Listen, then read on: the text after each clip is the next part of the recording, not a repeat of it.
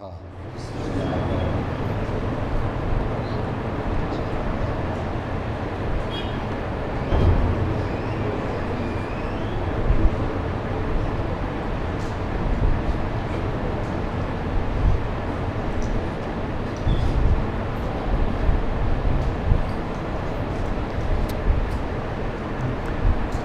لا حول ولا قوة الا باللہ العلی العظیم بسم اللہ الرحمن الرحیم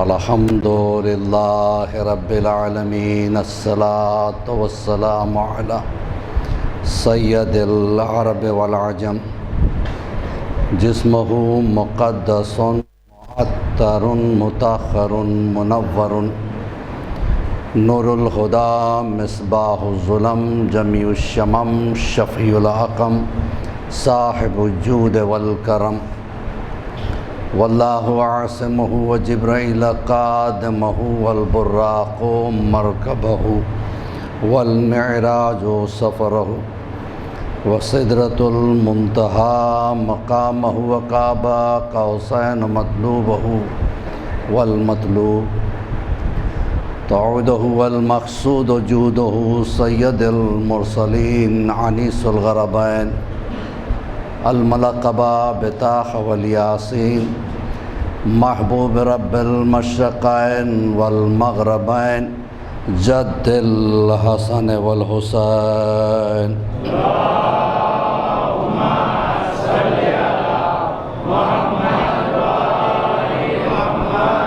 المکی المدنی الخرشی الہاشمی مولانا ابو القاسم محمد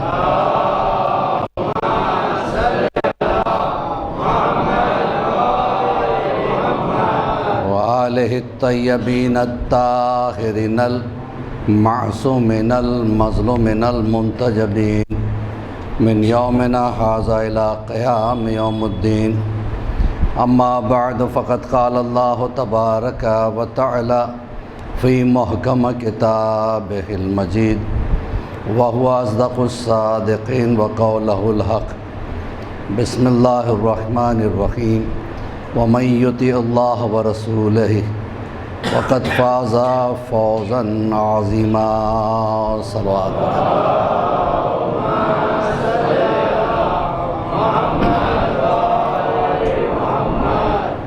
اذان محترم، مسلسل جیسے کہ ہم اس بات پہ روشنی دیتے ہوئے آ رہے ہیں کہ جس نے اللہ کی اطاعت کی، رسول کی اطاعت کی اور اہل بیت کی اطاعت کی، وہی کامیاب ہے اس دنیا میں۔ باقی انسان کا نظریہ جو بھی رہا ہو اور جو بھی رہے کہ اس میں کامیابی ہے، اس میں کامیابی ہے، دولت میں کامیابی ہے، بزنس میں کامیابی ہے، نوکری میں کامیابی ہے، پڑھائی میں کامیابی ہے، گریجویشن میں کامیابی ہے، پوسٹ گریجویشن میں کامیابی ہے، جو بھی انسان کا نظریہ رہا ہو، اللہ کہتا ہے کہ نہیں، کامیابی اس میں نہیں ہے، بلکہ کامیابی اس میں ہے کہ تم ہماری اطاعت کرو، اہل بیت کی اطاعت کرو، رسول کی اطاعت کرو۔ یاد رکھیے گا کہ ہم بندے ہیں خدا کے، بہت توجہ چاہوں گا، ہم بندے ہیں خدا کے، امتی ہیں رسول کے، شیعہ ہیں علی کے، ماتمی ہے حسین کے۔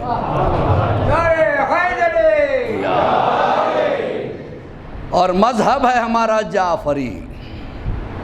ہم سے جب پوچھا جاتا ہے کہ آپ کا مذہب کیا ہے تو ہم اول امام کے نام سے علوی نہیں کہتے، دوسرے امام کے نام سے حسنی نہیں کہتے، تیسرے امام کے نام سے حسینی نہیں کہتے، عابدی نہیں کہتے، باقری نہیں کہتے، جعفری کہتے۔ ہمارا تعلق امام جعفر صادق علیہ الصلوۃ والسلام سے۔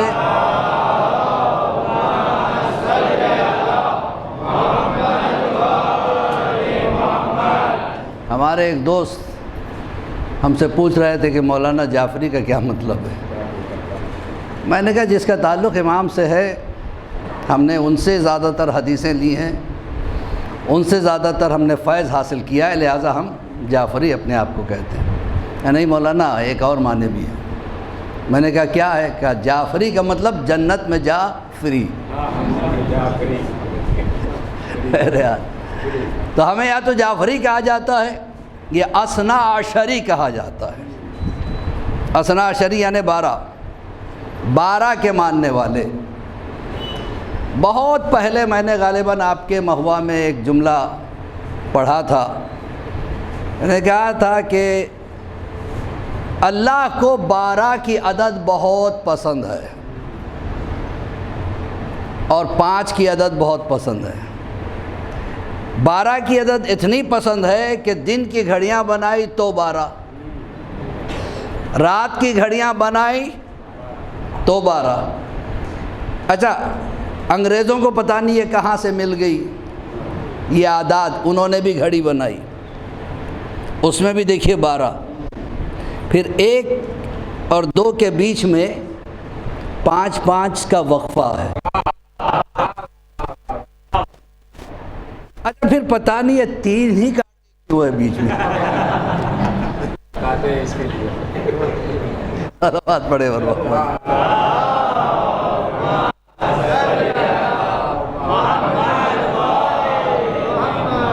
12 اور 5 کے بیچ میں 3 کانٹے ہیں.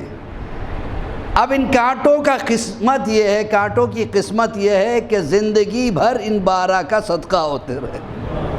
ایک صلوات پڑھے بر محمد و آل محمد.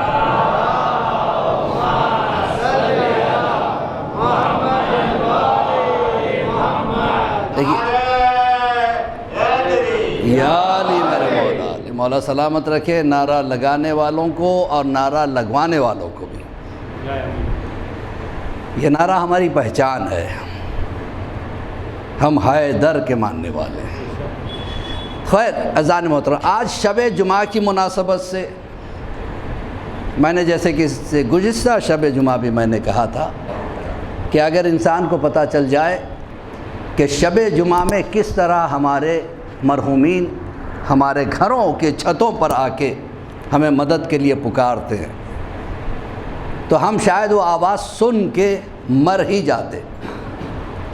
وہ آ کے کہتے ہیں ہمیں کچھ دو. کچھ نہ بھی دے سکے اس وقت بیٹھنے کا مجلس کا ثواب بھی دے دینا آپ کہ آج کی اس مجلس کا ثواب میرے فلاں فلاں فلاں مرحومین کو پہنچے. اتنا بڑا ثواب ہے اس کا، کوئی اندازہ نہیں لگا سکتا حسین کی مجلس کا کتنا ثواب ہے. اور ویسے بھی میں آپ کو ایک مجلس میں ایک تحفہ دیتا ہوا آیا تھا. آج کا ایک تحفہ دونوں مناسبت سے، ایک تو شب جمعہ ہے، دوسرے 8 محرم کی رات ہے، باب الحوائج کی رات ہے، مولا عباس سے مخصوص رات ہے. تو مولا عباس سے مخصوص ایک عمل ہے. مولا عباس کے عادات جو ہیں 133 آتے ہیں. یہ عمل ایسا ہے جو بہت زیادہ مشہور ہے اور لوگ کرتے بھی ہیں. جو نہیں کرتے ہیں ان کے لیے میں تحفہ دے رہا ہوں. ایک مولانا نے اس عمل کو بتایا اور سننے والوں میں ایک صاحب بیٹھے ہوئے تھے. انہوں نے اسی وقت ان کی ایک پریشانی تھی، انہوں نے مجلس کے بعد وہیں بیٹھے بیٹھے انہوں نے وہ عمل کیا. مولانا کہتے ہیں کہ دوسرے دن جب یہ مجلس پڑھنے کے لیے پہنچے تو انہوں نے کہا کہ سرکار آپ نے جو کل عمل بتایا تھا، ایک میرا مسئلہ پراپرٹی کا کیس جو ہے 50 سال سے حل نہیں ہو رہا تھا.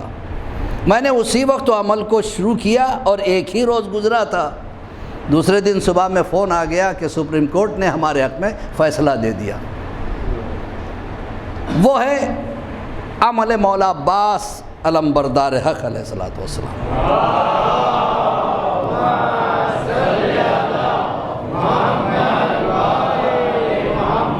لبیک یا حضرت عباس، لبیک یا حضرت عباس، لبیک یا حضرت عباس، لبیک یا حضرت عباس، لبیک یا حضرت عباس، لبیک یا حضرت عباس، لبیک یا سکینہ، لبیک یا سکینہ، لبیک یا زینب، لبیک یا زینب، لبیک یا امام زمانہ، لبیک یا امام، لبیک یا مولا رضا، لبیک یا حیدری یا.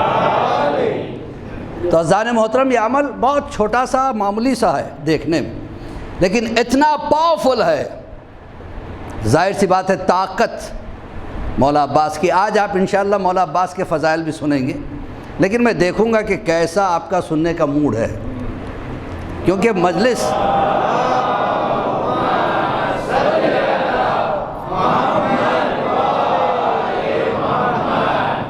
پڑھی نہیں جاتی ہے، پڑھوائی جاتی ہے۔ حضرات محترم، یہ عمل ہے یا کاشف الکرب عن وجہ الحسین علیہ السلام، اکشف کربی بحق عقیق الحسین علیہ السلام۔ یہ اسٹیکر بھی آپ کو تقسیم کیے جائیں گے، آج حاضری بھی ہے مولا عباس کی، ضرور لے لیجئے گا، وہ دعا اس میں لکھی ہوئی ہے۔ ایک بھرپور صلوات پڑھے بر محمد والے۔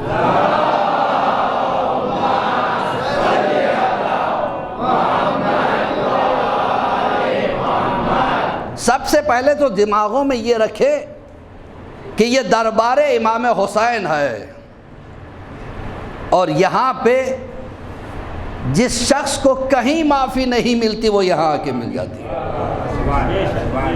حسین بہت بڑی دربار کا نام ہے، اور ملی بھی ایسے معافی۔ حسین نے اس مجرم کو معاف کیا جو سب سے بڑی دربار کا مجرم تھا۔ سب سے بڑی دربار کون؟ پروردگار۔ پروردگار کے یہاں کا مجرم تھا نا فطرس؟ نہیں، میں سمجھا نہیں سکا، مثال دے دوں، انشاءاللہ ہر کوئی بولے گا اس پر۔ دیکھیے، دو چیزیں، ایک ہے مجرم، ایک ہے ملزم۔ ملزم وہ جس پر الزام ہو لیکن ابھی ثابت نہ ہوا،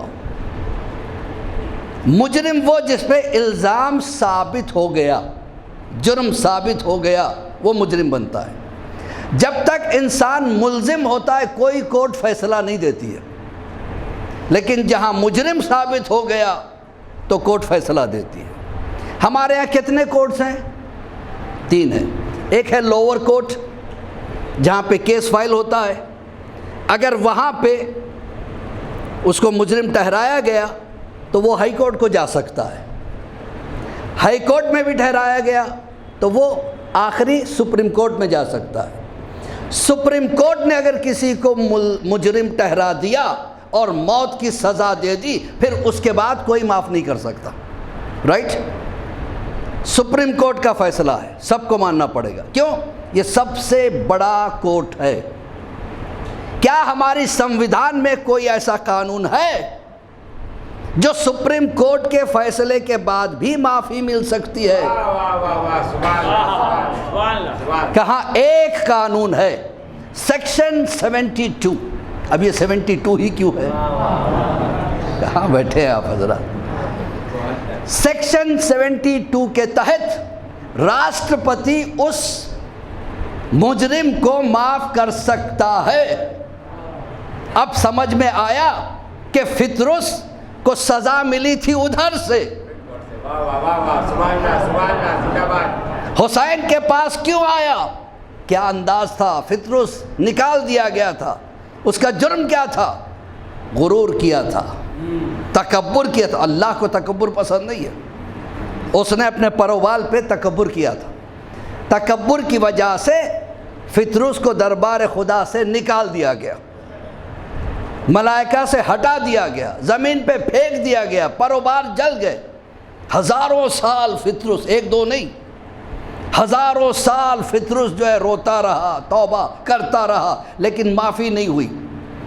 ایک دن فطرس نے دیکھا کہ جبرائیل آ رہے ہیں، میکائیل بھی آ رہے ہیں، اسرافیل بھی آ رہے ہیں، اور یعنی لاکھوں کی تعداد میں ملائکہ عرش سے فرش کی طرف آ رہے ہیں۔ ان میں وہ بھی ہیں جنہیں فطرس سے سجدے سے سر اٹھاتے کبھی نہیں دیکھا تھا۔ ان میں وہ بھی ہیں جو رکوع سے سر اٹھاتے ہوئے فطرس نے کبھی نہیں دیکھا تھا۔ اتنے ملائکہ عرش سے فرش پہ کیوں آ رہے ہیں؟ فطرس کے ذہن میں خیال پیدا ہوا، کہا جبرائیل رکو، کہا نہیں، ہم تم سے بات نہیں کرتے، تم پہ عذاب ہے، کہا جہاں جا رہے اس کی قسم۔ اب جبرائیل رک گئے، بتا فطرس کیا بات ہے؟ کہاں جا رہے ہو؟ کہا تمہیں نہیں پتا آج سیدہ کا لال حسین زمین پہ آیا ہے، کہ اگر یہ بات ہے تو مجھے لے چلو۔ کہا نہیں، ہم تمہیں وہاں لے کے نہیں جا سکتے، وہ پاک بارگاہ ہے۔ آواز آئی، فطرس حسین کا زائر بننا چاہتا ہے، لے جاؤ اسے۔ تو دو فرشتوں نے کندھوں کو پکڑا، اڑ نہیں پاتا تھا نا، لائے حسین کے دربار۔ اب اس کے بعد جبرائیل نے کہا خبردار ایک کونے میں بیٹھے رہنا، کہ یہاں تک پہنچانا تمہارا کام ہے، اب میں جب پہنچ گیا حسین سے تعلق پیدا کرنا میرا کام ہے۔ یہ آگے بڑھا جھولے کی طرف، جبرائیل نے روکنا چاہا، جبرائیل کو ہٹا کے جھولے کی طرف دوڑا، جھولے کو ابھی مس کیا ہی تھا پر ابال آ گئے۔ حسین جانتے تھے کہ چاہتا کیا ہے۔ کسی روایت میں نہیں ملتا کہ فطرس نے کہا کہ مولا مجھے پر ابال دے دو، مولا مجھے معاف کروا دو، ادھر ٹچ کیا پر ابال آ گئے۔ اب اڑتے ہوئے کہتا ہے کون ہے مجھ جیسا جسے ایسے بال ملے ہیں جو حسین نے عطا کیے۔ جبرائیل نے کہا کہ اسی بات پہ تجھے سزا ملی تھی۔ آواز قدرت آئے جبرائیل آج اس کا فخر کرنا مجھے اچھا لگتا ہے، یہ حسین کی محبت میں کہہ رہا ہے، کہنے دے یہ قصیدہ ہے حسین کا۔ ایک صلوات پڑھے پر محمد و آل محمد۔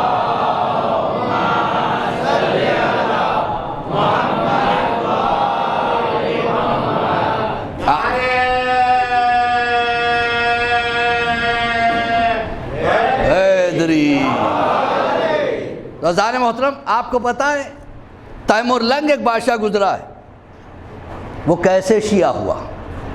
ایک مرتبہ تیمور ایک عجیب بیماری میں مبتلا ہو گیا اور اس نے بہت سارے حکیموں کو بلایا، دور دراز سے آئے، کہا کہ میری بیماری کیسے جائے گی؟ کہا یہ ایسی بیماری ہے اس سے کوئی تجھے شفا نہیں دلا سکتا سوائے ایک جڑی بوٹی کے جو دنیا میں کہیں نہیں ملتی، ملتی ہے تو عراق میں ملتی ہے، وہاں سے اگر وہ جڑی بوٹی لائی جائے اور اس کو پیس کے تجھے دیا جائے تو اچھا ہو جائے۔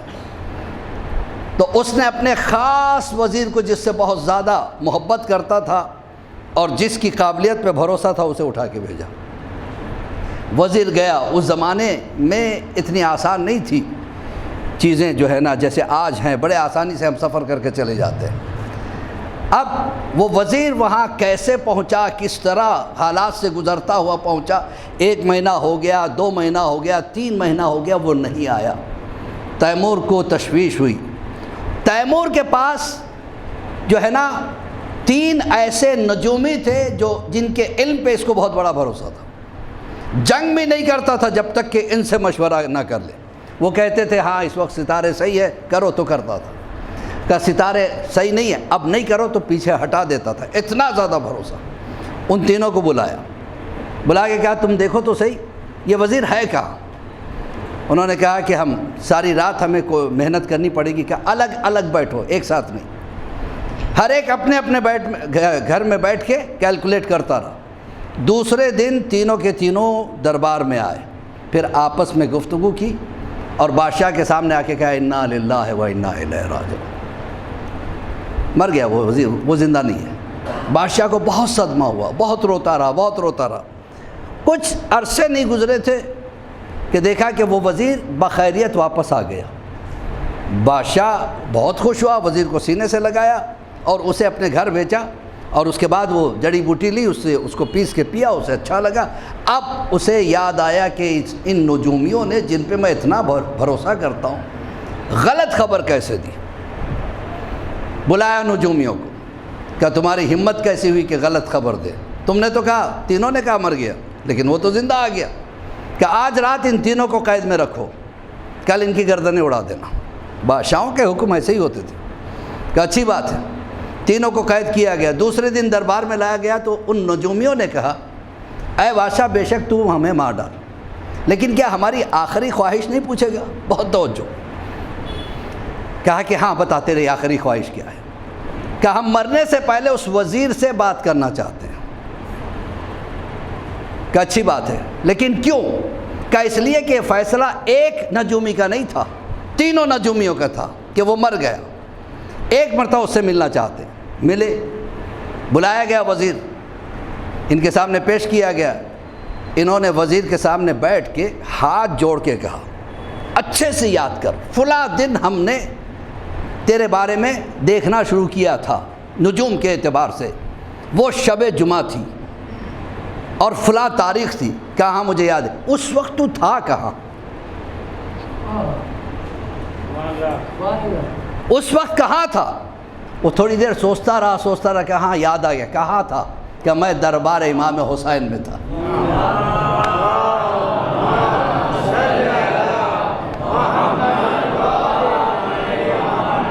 شب جمعہ تھی، پورے عراقی جا رہے تھے حسین کی زیارت کے لیے، میں بھی چلا گیا، حالانکہ شیعہ نہیں تھا، میں بھی چلا گیا کہ دیکھوں تو صحیح ہے کیا۔ کہا کہ بس ہم نے دیکھا کہ تو جنت میں ٹہل رہا ہے، تو ہم نے فیصلہ کر لیا تو مر گیا ہوگا۔ اب بادشاہ کو جب پتہ چلا تو بادشاہ نے ان کو آزاد کر دیا، تحفے بھی دیے اور کہا پوری فوج لے کے ہم چلیں گے۔ تیمور اپنی فوج کے ساتھ کربلا پہنچا، زیارت کی۔ اسی دن خواب میں امام حسین علیہ السلام کو دیکھتا ہے۔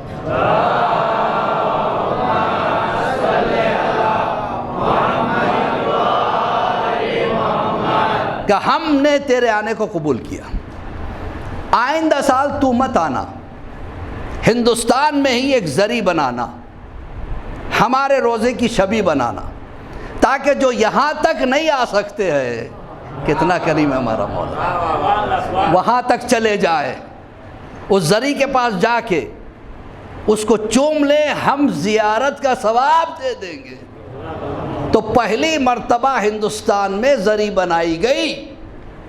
تو عزیزان محترم، یہ ہے حسین کا دربار، اور زیارت کا کتنا ثواب ہے یہ کوئی نہیں کہہ سکتا، ہم صرف اندازے لگا سکتے۔ ثواب یا تو پتہ ہے اللہ کو، یا حسین کو، یا علی کو، یا رسول کو، یا سیدہ فاطمۃ الزہرا صلوات اللہ علیہا۔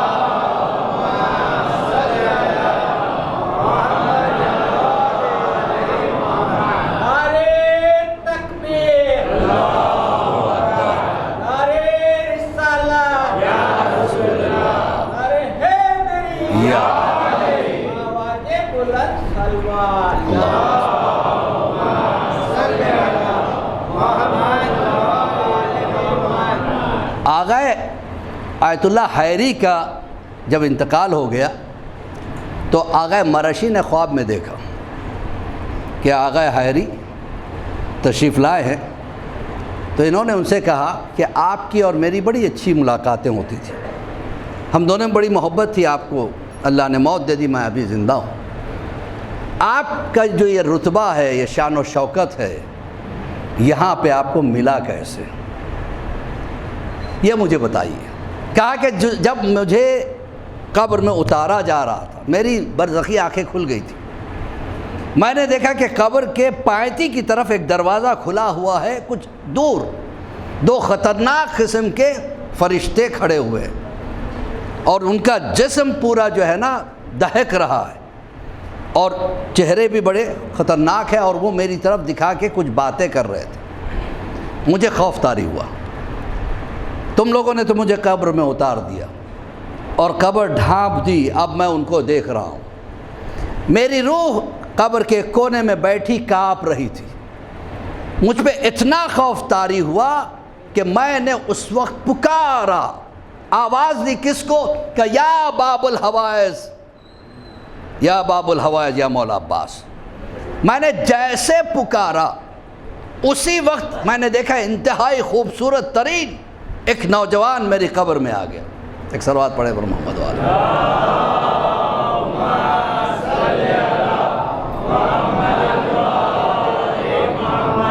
تھوڑا تھوڑا سا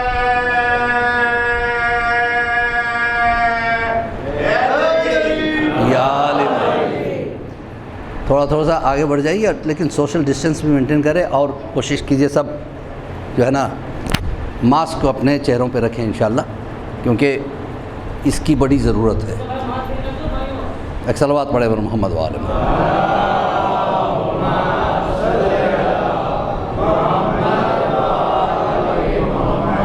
انتہائی خوبصورت ایک نوجوان جس کی آواز میں اتنی مٹھاس تھی، انہوں نے میرا نام لے کے مجھے پکارا، گھبرانا نہیں، ہم آ گئے ہیں۔ تو مجھے جو خوف تھا اسی وقت ختم ہو گیا، ایک سکون پیدا ہوا۔ اب جو میں نے دیکھا وہ جو خطرناک فرشتے تھے وہ دور ہوتے چلے گئے، یہاں تک کہ نظروں سے غائب ہو گئے۔ تو میں نے کہا سرکار آپ ہیں کون؟ کہ میں تمہارا امام رضا علیہ الصلوۃ والسلام۔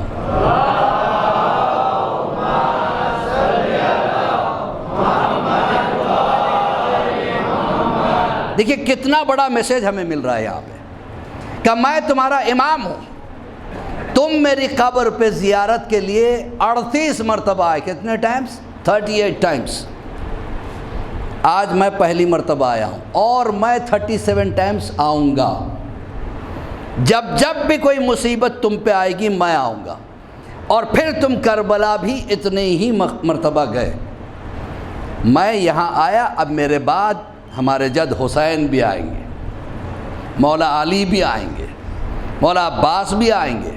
سب آ کے تم سے اتنی مرتبہ ملاقات کریں گے جتنی مرتبہ تم زیارت کو گئے۔ اب سمجھ میں آیا؟ ہم پہ اعتراض ہوتا ہے، بھائی ایک مرتبہ کر چکے، 2 مرتبہ 3 مرتبہ۔ دیکھیے پہلی مرتبہ جانے کی کمی رہتی ہے، ایک بار جب چلا جاتا ہے آدمی پھر بار بار جاتا ہے، بار بار جاتا ہے۔ تو اذان محترم امام ہمیں بتلانا چاہتے ہیں جتنی مرتبہ ہمارے پاس کوئی آتا ہے زیارت کے لیے، ہم اس کی قبر میں اس کی زیارت کے لیے اتنی مرتبہ جاتے ہیں۔ کتنی بڑی اہمیت ہے زیارت کی۔ لوگ کہتے ہیں ارے کسی یتیم کو پڑھا دو، کسی بیوہ کی شادی کرا دو، بہت ثواب ہے۔ بے شک ثواب ہے، لیکن زیارت کا بدل نہیں ہے، نو سبسٹیوشن۔ اس میں سبسٹیوشن زیارت کی نہیں۔ بے شک آپ کرائیے شادیاں، آپ بچوں کو پڑھائیے، جتنا خرچ کریں گے اس کا کئی گنا زیادہ امام وقت آپ کو دیں گے، لیکن زیارت کو کمپیر مت کرو کسی شے سے۔ کمپیر کرنا ہمیں گناہ گار ثابت کرتا ہے۔ تو اذان محترم یہ حسین کی بارگاہ ہے، حسین کا دربار ہے، اور دربار حسین کا جو دربان ہے اسے عباس کہتے ہیں۔ اگر آپ مکمل طریقے سے تیار ہیں تو میں آگے بڑھوں۔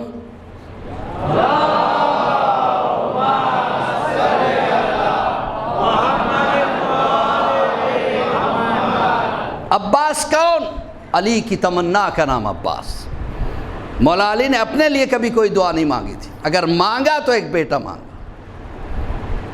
علی کی دعاؤں کے قبولیت کے نتیجے کو عباس کہتے ہیں، یا یوں کہوں علی جیسا جس کو مانگے، نہیں رک کے اور ایک لفظ بڑھا دیتا ہوں، رسول جیسا جسے مانگے اسے علی کہتے ہیں، علی جیسا جسے مانگے اسے عباس کہتے ہیں۔ یہ ہے مولا عباس، یاد رکھیے گا۔ مولا عباس ایک بڑے تحفے کا نام ہے جو حسین نے ہمیں دیا ہے، علی نے ہمیں دیا ہے۔ کسی کی مراد کہیں پوری نہ ہوتی ہو وہ ان کے دروازے پہ جائے اور مانگے، برابر مراد پوری ہوتی ہے۔ تو اذان محترم آپ سوچئے ذرا، بنی ہاشم سب خوبصورت تھے، ہاشم بھی خوبصورت، عبد المطلب بھی خوبصورت، جناب عبداللہ بھی خوبصورت، جناب ابو طالب بھی خوبصورت، سب خوبصورت، خود مولا کائنات خوبصورت۔ ایسوں میں جس کے حسن کا ڈنکا بج جائے، جسے قمر بنی ہاشم کہا جائے، بنی ہاشم کا چاند کہا جائے، اسے عباس کہتے ہیں۔ بنی ہاشم سب بہادر، حمزہ بھی بہادر، رسول بہادر، ہاشم بہادر، ابو طالب بہادر، عبد المطلب بہادر، خود حسین بہادر، حسن بہادر، علی بہادر۔ ایسے میں جسے شجاع کہا جائے اسے عباس کہتے ہیں۔ مولا عباس کے بارے میں ایک عالم دین نے اپنے خیال کو پیش کیا کسی کے سامنے، کہا ٹھیک ہے عباس، مولا عباس کی وفاداری کے ثبوت ہمیں ملتے ہیں، ان کا حسن ہمیں پتہ ہے، ان کی شجاعت ہمیں پتہ ہے، لیکن ان کے علم کے لیے کوئی معتبر چیز ہمیں نہیں ملتی۔ اسی دن رات کو سوئے تو خواب میں دیکھا خود مولا عباس تشریف لائے اور عالم کو کہا اٹھ۔ اب وہ ہاتھ جوڑ کے ان کے سامنے کھڑا ہے، کہا تو کیا ہے، اپنے آپ کو عالم دین کہتا ہے؟ کہا نہیں سرکار، لوگ مجھے عالم مانتے ہیں۔ کہا تجھے علم ملا کہاں سے؟ کہا میرا فلاں استاد ہے۔ اسے کہاں سے ملا؟ فلاں استاد سے۔ اسے کہاں سے ملا؟ فلاں استاد سے۔ کہا کہ سارے استادوں کو جس دروازے سے علم ملتا ہے وہ کون سا دروازہ ہے؟ کہ وہ تو علی کا دروازہ ہے، وہ باب العلم تھے۔ کہا مانتا ہے؟ تو جس کو میرے بابا کے چوکٹ کے صدقے میں علم مل جائے وہ عالم بن جاتا ہے، پھر وہ اپنا علم اپنے شاگرد کو، اپنا علم اپنے شاگرد کو، اپنا علم اپنے شاگرد کو، ہوتے ہوتے 1400 سال بعد تجھے ملا تو تو عالم بن گیا۔ جس کے چوکھٹ کے دھول کے صدقے میں علم مل جائے تو اس کی یہ حالت ہے۔ اب میرا ایک اور سوال کا جواب دے، ابو ہاشم کو پہچانتا ہے؟ کہاں وہ 10ویں امام کے صحابی تھے۔ کیا ان کا واقعہ جانتا ہے؟ کہاں ایک واقعہ میرے ذہن میں ہے۔ کیا واقعہ؟ کہ ایک مرتبہ ابو ہاشم امام کے سامنے بیٹھے ہوئے تھے کہ باہر سے کوئی اجنبی آیا، ایک عجیب زبان میں باتیں کر رہا تھا، امام بھی اس سے اسی زبان میں باتیں کرتے رہے۔ اس کے بعد وہ چلا گیا۔ ابو ہاشم نے آگے بڑھ کے پوچھا، مولا یہ کون سی زبان تھی جو میں نے پہلی مرتبہ سنا ہے، اس سے پہلے سنی نہیں تھی؟ کیا یہ ہندی زبان تھی؟ آنے والا ہندوستانی تھا، میں نے اس کو اس زبان میں جواب دیا۔ کہا وہاں آپ کبھی گئے نہیں، آپ کو میں نے ہندی سیکھتے ہوئے کبھی دیکھا نہیں۔ کہا ابو ہاشم اپنے عقیدے کو صاف کرو، ہمیں زبانیں سیکھنے کی ضرورت نہیں ہے، ہر زبان کو ہم جانتے ہیں۔ اور اس وقت ابو ہاشم کہتے اس وقت 73 زبانیں رائج تھی۔ مولا نے کہا تمہیں زبان سیکھنا ہے کوئی؟ کہا مولا مجھے بھی سیکھنا ہے۔ کہا اس پتھر کو اٹھاؤ، پتھر پہ لعاب دہن ڈالا، کہ اس کو چاٹ لو۔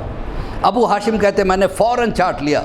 اس وقت ساری دنیا کی جتنی زبانیں تھیں سب کا میں عالم ہو گیا۔ اب یہاں رک کے مولا عباس کہتے ابو ہاشم جسے سلسلے کے 10ویں کا لعاب دہن مل جائے، وہ بھی پتھر کے مادھیم سے، اسے اتنا علم آ جائے میں نے علی کی زبان چوسی تھی۔ صلوات پڑھے بر محمد و آل محمد۔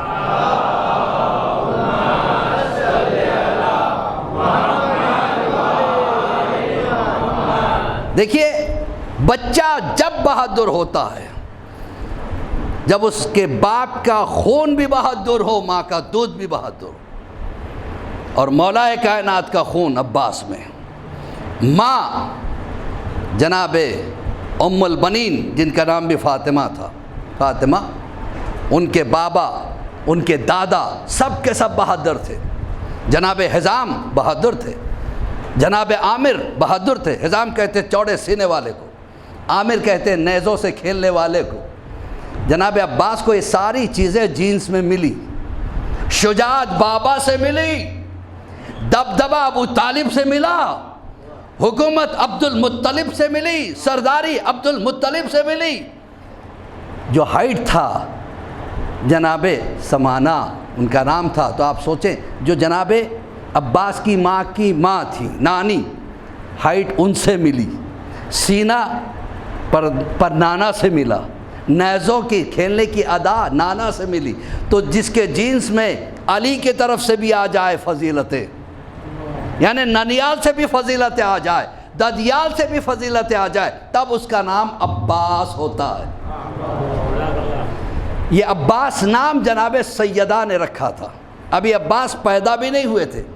کہ مولا میرے بعد آپ ایک شادی کرنا، اس سے عباس پیدا ہوگا، یہ نام میری طرف سے رکھ دینا۔ کہ عباس ہی کیوں؟ کہ اس لیے کہ عباس میں عین بھی ہے، بے بھی ہے، الف بھی ہے، سین بھی ہے۔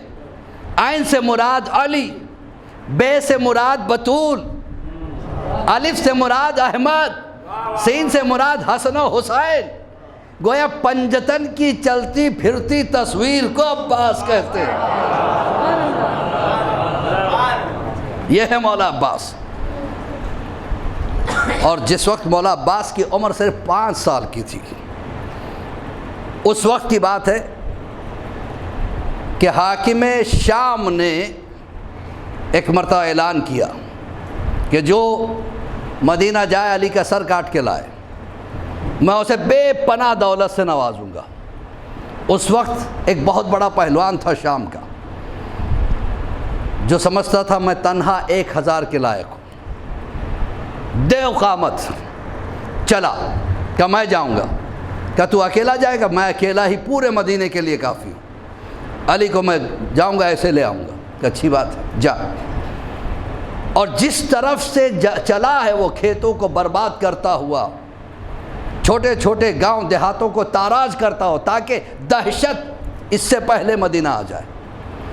اس طرح کرتا ہوا جب مدینے پہنچا، اب وہ پہلوان کہتا ہے جیسے میں مدینے میں پہنچا میں نے دیکھا کچھ بچے کھیل رہے تھے، کچھ آدمی گھوم پھر رہے تھے، اس کی آواز بڑی خطرناک تھی۔ وہاں پہ جا کے اس نے ایک آواز خطرناک نکالی جس سے لوگ بھاگ گئے، بچے بھی بھاگ گئے، سب بھاگ گئے، لیکن یہ کہتا ہے میں نے دیکھا ایک 5 سال کا بچہ میری آنکھوں میں آنکھیں ڈال کے دیکھ رہا ہے۔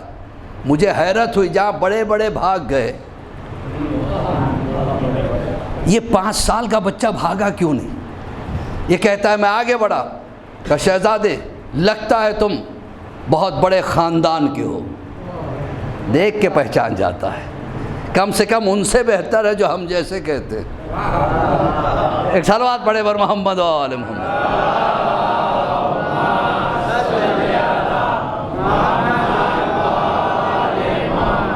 لبیک یا رسول اللہ، لبیک یا رسول اللہ، لبیک یا زہرا، لبیک یا زہرا، لبیک یا علی، لبیک یا علی، لبیک یا حسن، لبیک یا حسن، لبیک یا حسین، لبیک یا لبیک یا کہ سب بھاگ گئے، تم کیوں نہیں بھاگے؟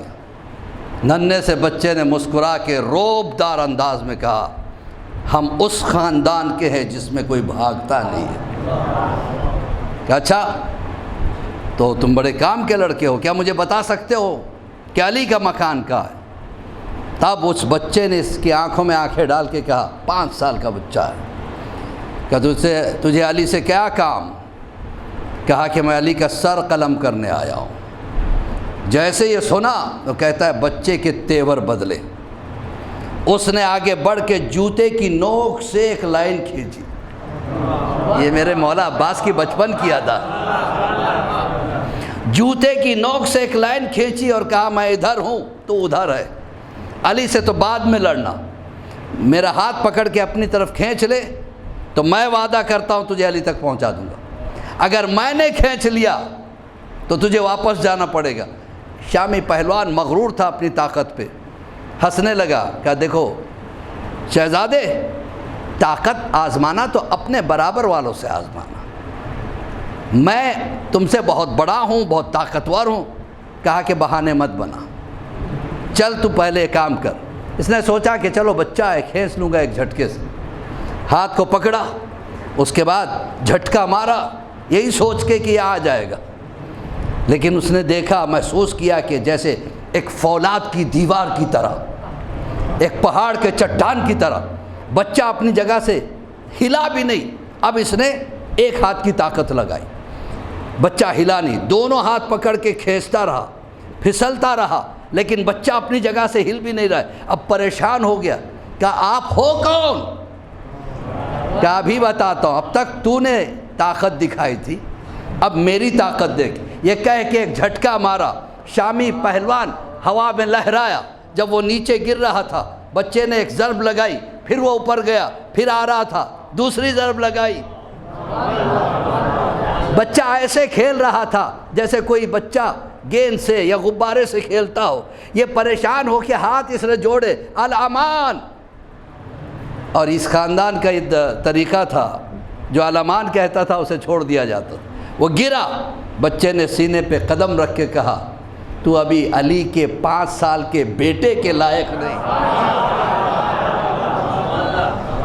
تو میرے بابا کا کیا مقابلہ کرے گا؟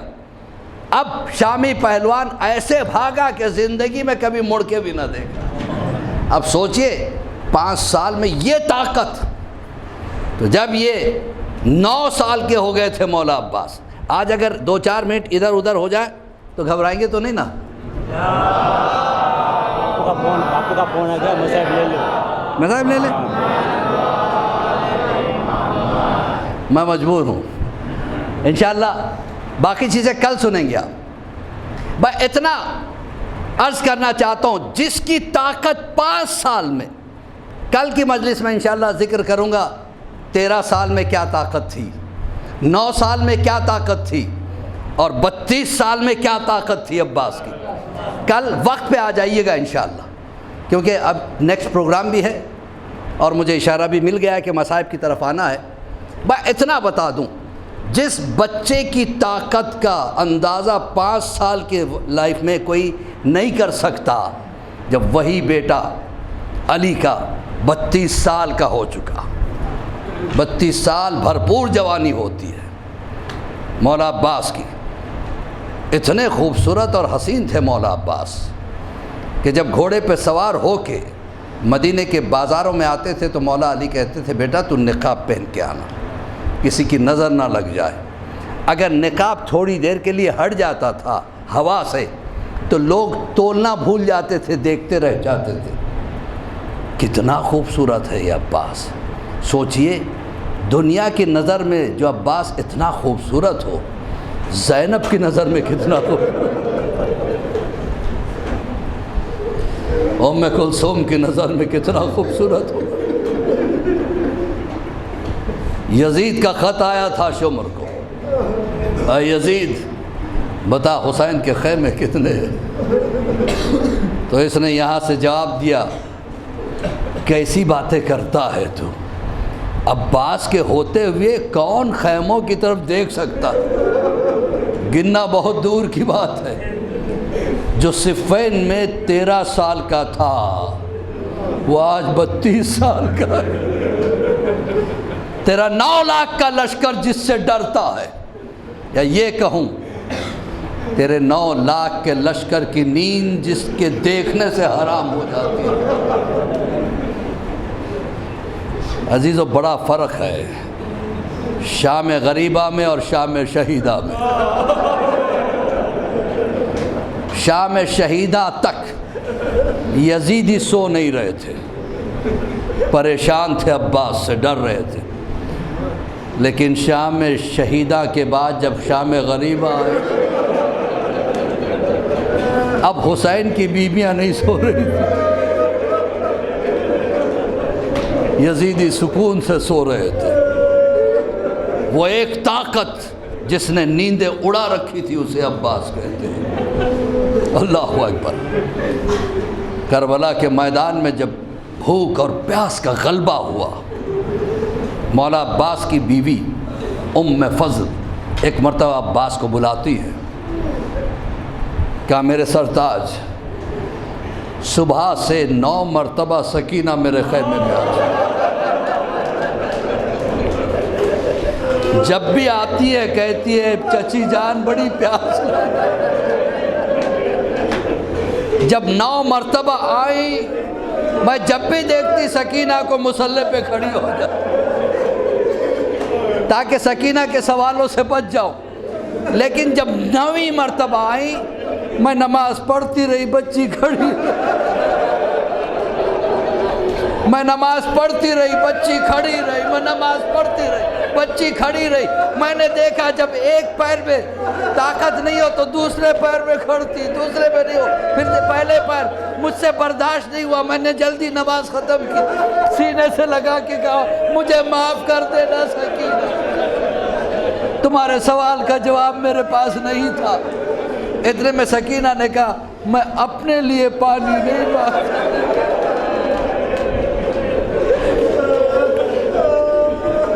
میرا بھائی اصغر پیاسا ہے، میں اصغر کے لیے پانی مانگتی ہوں، میں اصغر کے لیے. اتنے میں کہا کہ جاؤ تم اپنی چچا کو بلا لاؤ. جناب عباس آئے، سکینہ موجود ہے. ایک مرتبہ سکینہ سے عباس نے پوچھا کیا بات ہے؟ مشکیزہ ہاتھوں میں. اب ام الفضل کہتی ہے اب آپ جواب دیجیے. سکینہ کہتی ہے چچا بڑی پیاس لگی ہے. عباس جیسا بہادر گھٹنوں کے بل بیٹھ گئے. سکینہ کے ہاتھوں کو پکڑ کے کہا میں مجبور ہوں، حسین اجازت نہیں دیتے. اجازت دلا دو سکینہ، اجازت دلا دو. قسم خدا کی اگر نہر فرات کو کاٹ کے یہاں تک نہ لاؤں تو عباس نہ کہنا. ایک مرتبہ سکینہ حسین کے پاس عباس کو لے کے چلی. حسین نے عباس کو دیکھا. آپ سن سکیں گے کیا جملہ حسین کا؟ حسین کہتے ہیں عباس اتنی بڑی سفارش لے کے. اب پلٹ کے سکینہ سے کہا سکینہ کیا اتنی پیاس لگ گئی میری لال؟ کہا مجھے اپنے لیے نہیں بھائی کی محبت میں. حسین نے کہا کتنے مہینے کی محبت ہے تیری؟ کہا 6 مہینے کی. حسین نے چہرہ پیٹ کے کہا میری 32 سال کی محبت.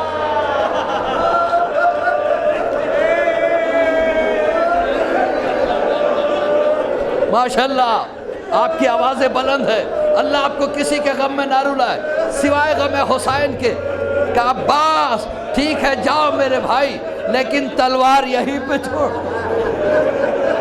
اپنے بچاؤ کے لیے نیزہ لے کے جانا، تلوار یہیں پہ. ادھر توجہ دیجئے، انشاءاللہ بہت پرسہ دیں گے. ہم نہیں روئیں گے تو کون روئے گا؟ جو رونا چاہتے تھے انہیں تماچے مار. اللہ اکبر. انہیں نیزے مارے جاتے تھے، ان کے کانوں سے گوشوارے چھین لیے جاتے تھے. آپ تو بڑے سکون سے یا عباس کہتے ہو، کوئی آپ کو تماچے نہیں مارتا. لیکن ہائے سکینہ. اب مولا عباس نے کہا ٹھیک ہے مولا آپ کا حکم کیا ہے؟ کہ صرف پانی لانا، جنگ نہیں کرنا. مولا عباس چلے. مولا عباس چلے. اب اس واقعے کو بشیر نے مادر عباس کو سنایا. کیا سن سکیں گے آپ؟ مادر عباس کو کیسے سنا رہے؟ جس وقت قافلہ واپس آیا. آج مصائب کو دوسرے ڈھنگ سے سنیے گا، انشاءاللہ بہت پرسہ دیں گے. جس وقت قافلہ واپس آیا بشیر نے کہا مدینہ والو مدینہ برباد ہو گیا، حسین مارے گئے. بشیر کہتا ہے میں نے دیکھا ایک لمبے قد کی عورت ایک بچے کے کندھے کا سہارا لے کے آ کے کہتی جھوٹ مت بول، حسین مارا نہیں جا سکتا. کہ نہیں بی بی واقعی مارا گیا. بھائی یہ سننا تھا. اس بی بی نے کربلا کا رخ کیا. عباس حسین کیسے مارا؟ کہ بی بی آپ کون ہو؟ کہ میں عباس کی ماں، میں ام البنین ہوں. میرے 4 بیٹوں کے ہوتے ہوئے حسین کیسے مارے جائیں گے؟ بشیر قدموں میں گر گیا. بی بی آپ کے بیٹے کو جنگ کی اجازت نہیں ملی، پانی لانے کی اجازت ملی. کہ پھر کیا ہوا؟ عباس چلے. عباس نہر پہ پہنچے. نہر پہ پہنچنے کے بعد ساری فوج گھبرا کے بھاگ گئی تھی. عباس نے مشکیزے میں پانی بھرا، چلو میں پانی اٹھایا. یہ سننا تھا ماں کب کپانے لگی. کیا عباس نے پانی پیا؟ کہا نہیں بی بی. عباس نے کہا ہے پانی میں چاہتا تو پی سکتا تھا، لیکن سکینہ پیاسی ہے. پانی پھینک دیا. ام البنین نے سینے پہ ہاتھ مارا. شاباش میرے لال، تو نے میرے دودھ کی لاج رکھ لی.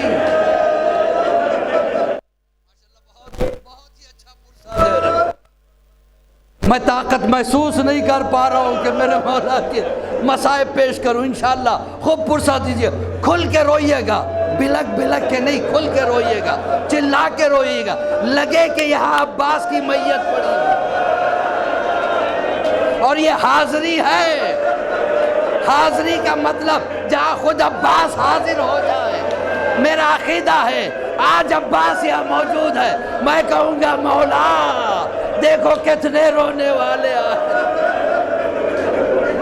اب اس کے بعد بشیر کہتے ہیں پانی پھینک کے عباس مشکیزہ لے کے چلے.